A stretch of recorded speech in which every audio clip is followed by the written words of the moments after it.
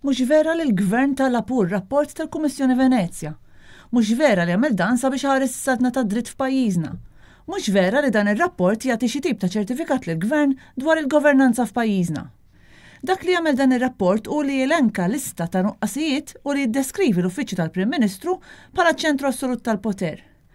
Għal dan il-Kap tal-Partit Nazzjonalista waqt il-programm NetLive fuq Net Television.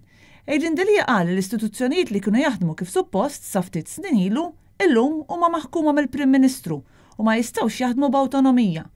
U semma wkoll kif il-Prim Ministru għażel persuni biex jaqduh kif irid. Dan il-Gvern għażel moġbux, raġa biddel sakemm sab il xi ħadd illi xogħlu ma jwettqux. Jew jekk jwettqu biss b'mod limitat sakemm ma jkunx qed jiddisturba dawk illi huma l-ftit magħżula tal-Gvern. Dan huwa fundamentali fit-tħaddim ta' soċjetà normali. Naħseb jekk għax forsi l-Avukat Ġenerali ftit jifhmu n-nies x'inhu u x'irrappreżenta mal-Kummissarju tal-Pulizija, kulħadd jemmenu. U nafu f'każ għal darbtejn tlieta fejn da suppost jinvestiga ma jinvestigax.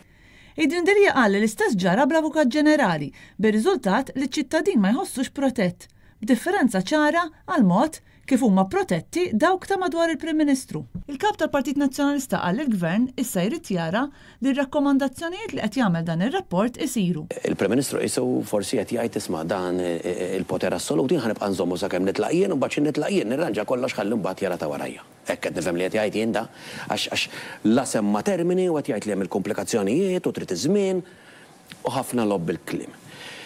Minix qed ngħid li l-affarijiet jistgħu jsiru minnhom għal għada għax blaġla wara dawn issa x-xhur is-snin ma tridx tagħmel affarijiet blaġla imem immedjatezza u urġenza.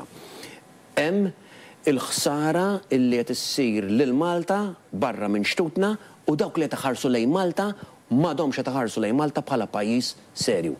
M'għadhomx qed iħarsu lejn Malta bħala pajjiż illi miegħu tista' tagħmel in-negozju, illi miegħu tista' tinvesti, illi fih tista' ssib il-komfort, is-serħan tal-moħħ illi jekk tiġi f'dan il-pajjiż għandek il-protezzjoni kollha tal-liġi tal-istituzzjonijiet illi jinsabu f'kwalunkwe pajjiż ieħor. Adrian Delija qal il-Kummissjoni qalet dak li ilha tajt l-Oppożizzjoni għal diversi xhur, kif ukoll dak li sab Franco De Bono, li l-Gvern stess ħattru biex jagħmel il-proposti tiegħu.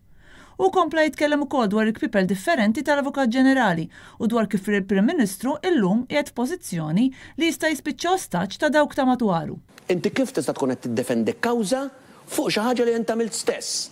Mela inti qiegħed il-konsulent tal-Gvern meta inti stess qed tiddefendi lilek innifsek għax għamilt il-ħażin inti. U mbagħad tajt illi tajt ir-rapport il-Ministru Owen Bonnici għax il-Ministru Bonnici kienu l-avukat tal-Gvern. U jiena kontat da institutional inċest istituzzjonali.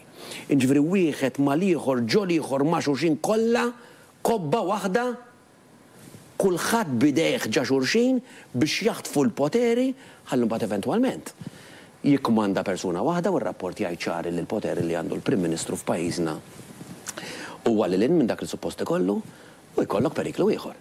Illi jekk imbagħad idejn dawn il-persuna, il-Prim Ministru ma marbutin, għax jiġiju f'pożizzjoni li ma jistax jagħmel mod ieħor minħabba oħrajn, allura jkollok il-Prim Ministru li għandu tant poteri, ostaġġ ta' xi ħadd ieħor u allura dak il-poter kollu f'idejn oħrajn.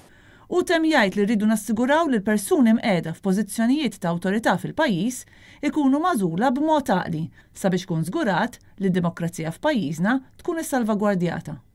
U rridu naraw li dawk il-persuni la jkunu imqiegħda hemm minn gvern biex jużhom imma jkunu igawdu verament il-fiduċja tan-nies, tal-poplu, tal-Kamra, tal-Parlament u jixraqilhom dik il-pożizzjoni ħalli jipproteġu dak illi l-liġijiet tagħna jitolbu minnu. Kristina Majra, Net News.